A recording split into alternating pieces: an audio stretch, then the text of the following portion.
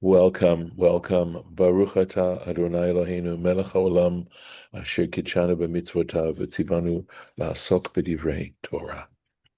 So we are still continuing this second paragraph of the Shema, and we started off by talking about the blessings that would accrue to an individual and possibly to a group as well, if one learned from the Torah and followed the commandments and were loyal to God. And then we turned to the fact that it's not simply, whatever you want. There are consequences for whatever decision you make. And here we're talking about the negative consequences of abandoning the Torah and abandoning the commandments and what happens as a result.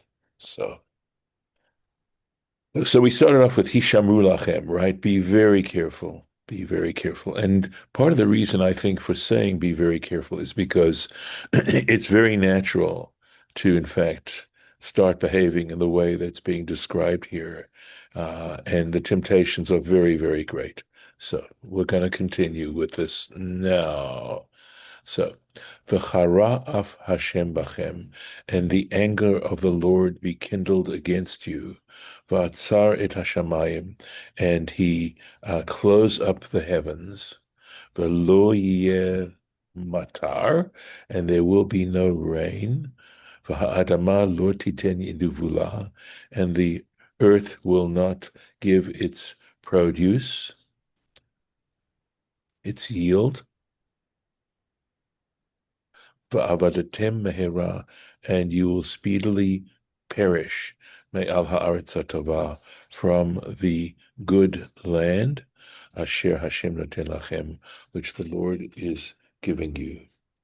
So I think underneath all of this and the abandonment of God, etc., is that when one is aware that everything that we have actually is of divine origin, our ability to think, the marvelous ability of our bodies, of our hands, to do, the various organs that we have, to be able to accomplish amazing things.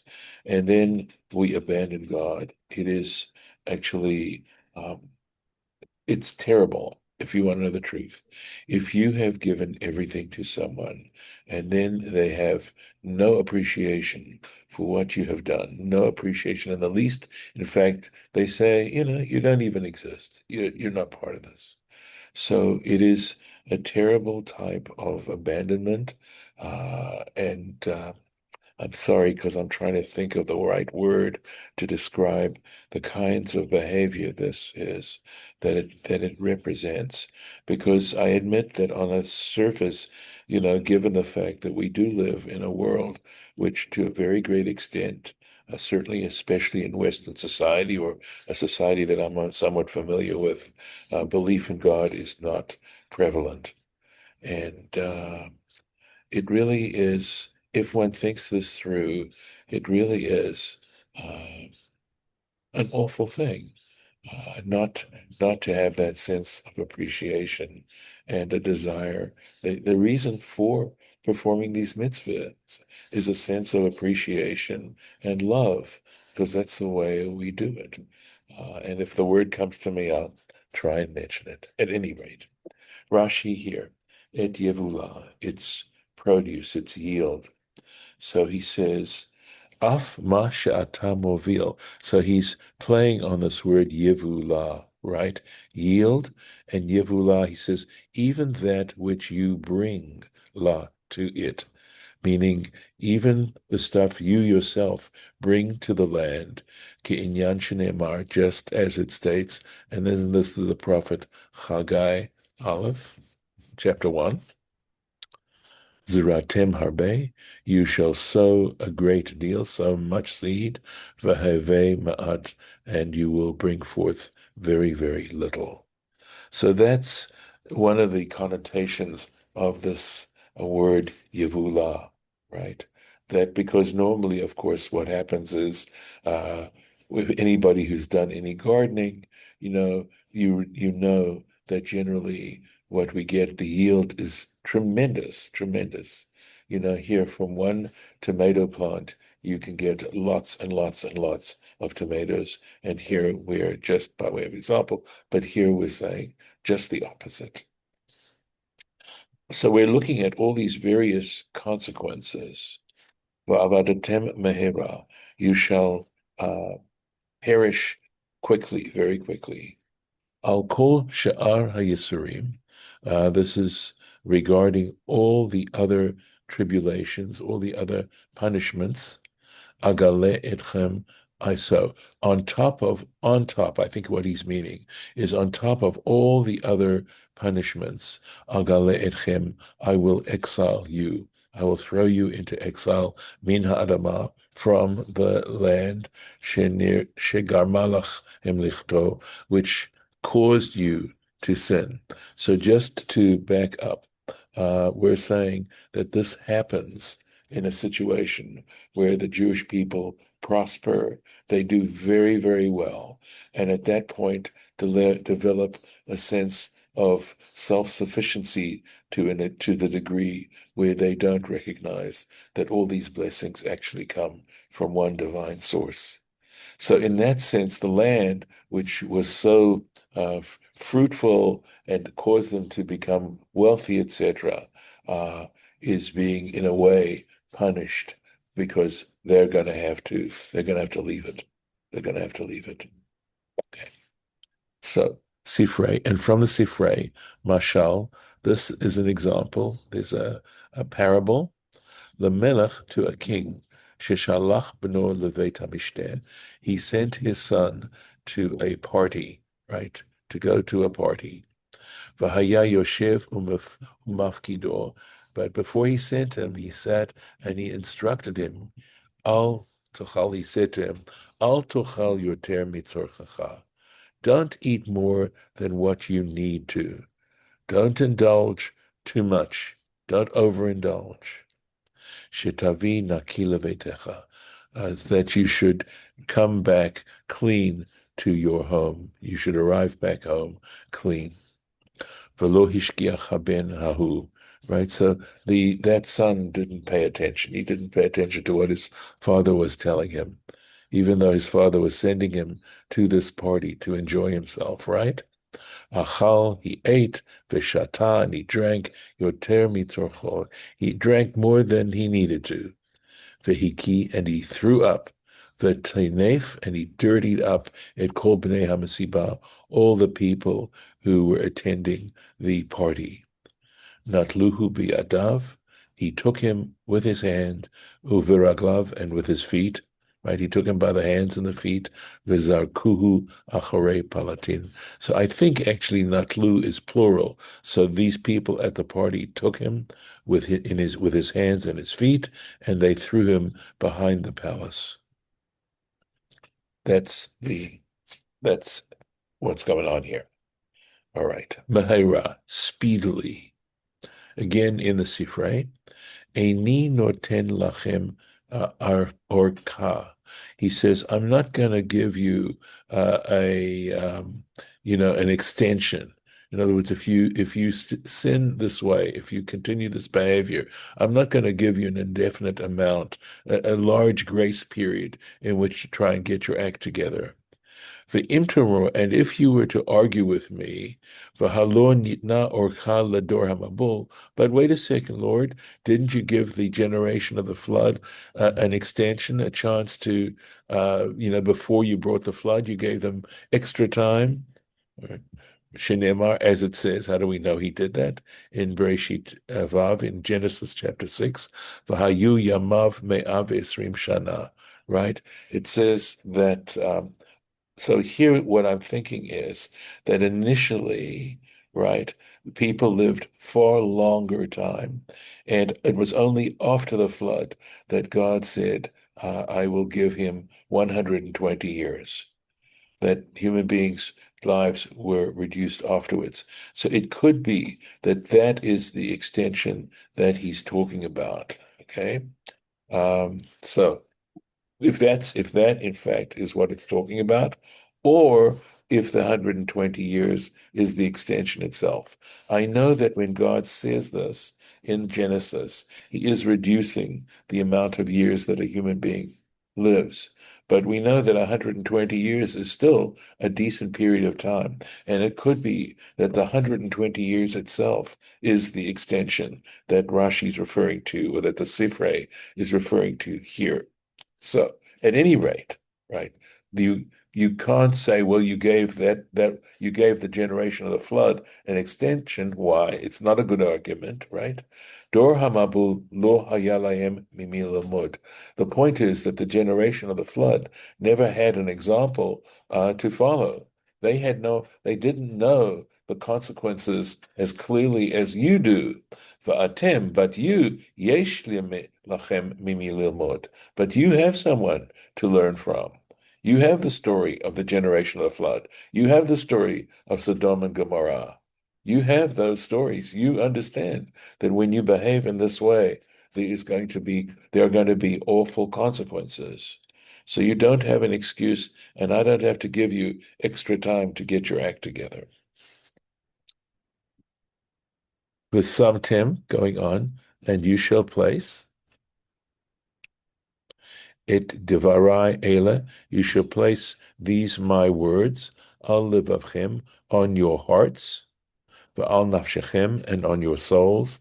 The two of these things basically together have to do with the idea of taking it seriously, of considering it carefully, that this becomes more important than we might normally think.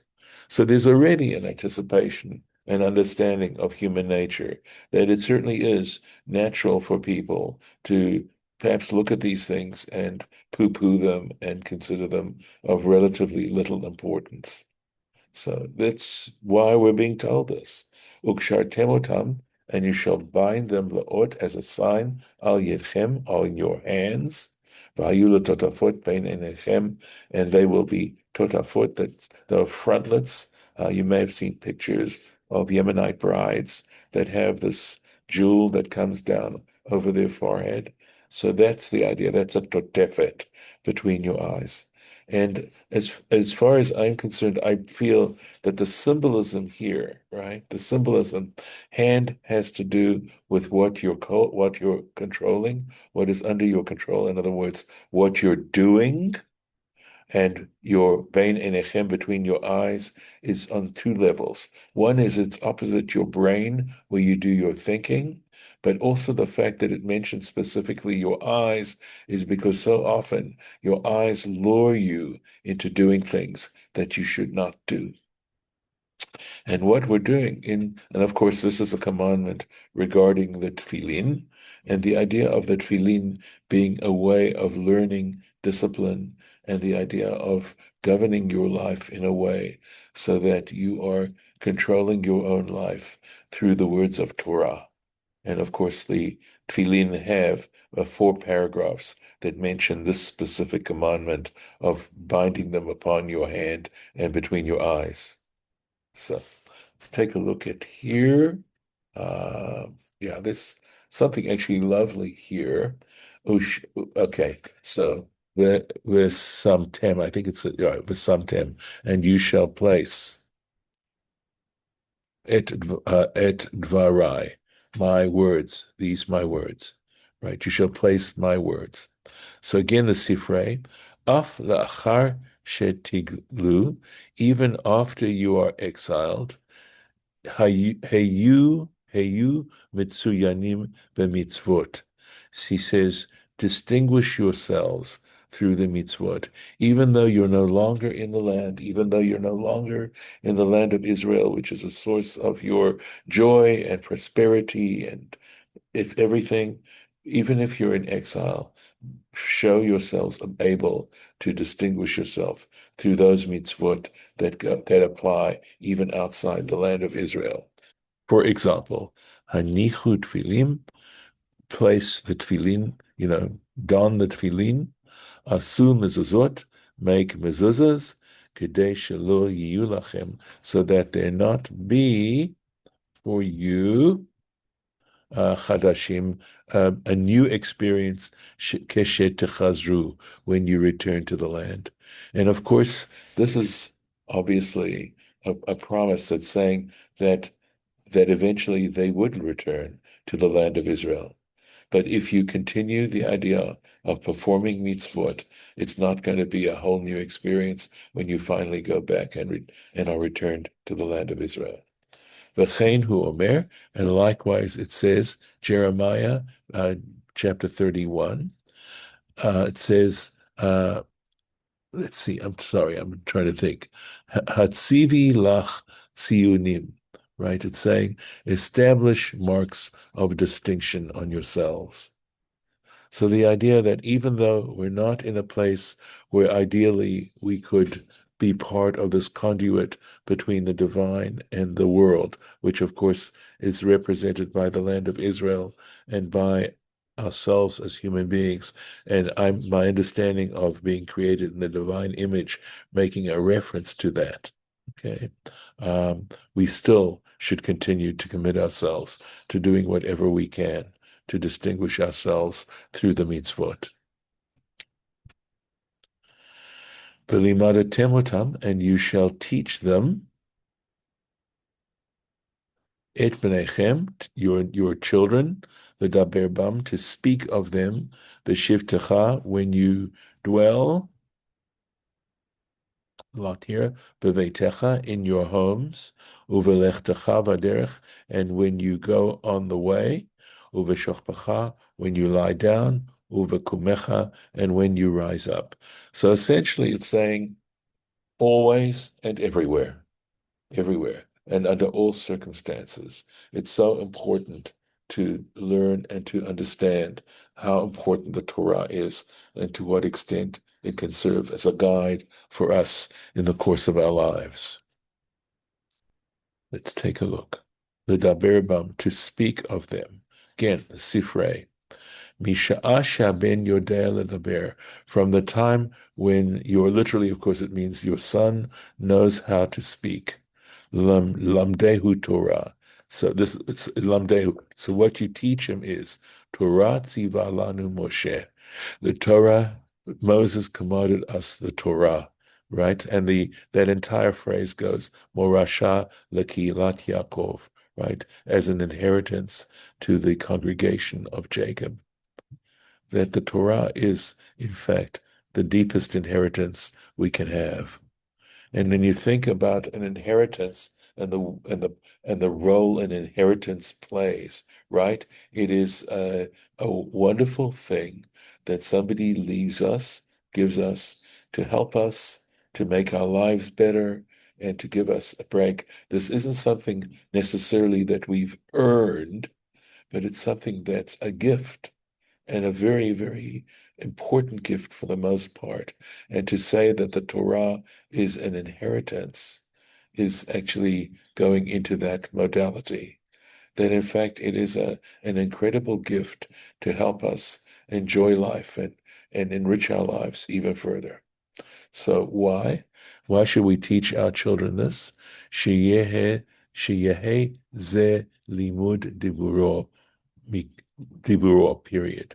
So that this should help him develop his speech. This should be an important aspect of developing his speech, what he thinks about, what he speaks about. Mikan amru, from here they inferred, right?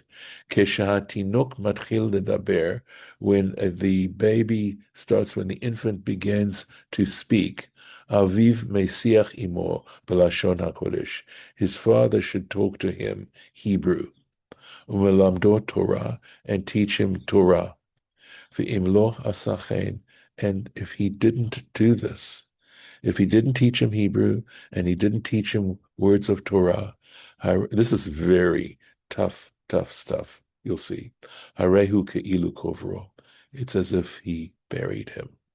So, it's not like I certainly feel like I did a great job doing this, all right? But it certainly is, it's one of those statements that represents a challenge and something to reflect on. And to, I think more than anything, I mean, even though it's said in such stark terms, to say just how important it is. Shene'emar, why do we say such a thing? because it says "V'limadatem otam," and you shall teach them et bnechem to your children, ledaber bam, etc., to speak of them. So teaching Hebrew is a very important element. I will tell you that I am so fortunate that my parents put me in a situation where I could learn Hebrew at a very young age, and that I will never forget the time when I was about 15 years old. It was considerably later that when I opened up a prayer book and realized that I understood the Hebrew in the prayer book. And I will tell you that when you understand the Hebrew in the prayer book, there is an immediacy and a beauty that the Hebrew contains, because that's the original language it was composed in. And reading it in English, while it still can be inspiring, it doesn't have quite the same feeling, quite the same valency as it does when you read it in the Hebrew and you understand the Hebrew. So what you do is you try to learn.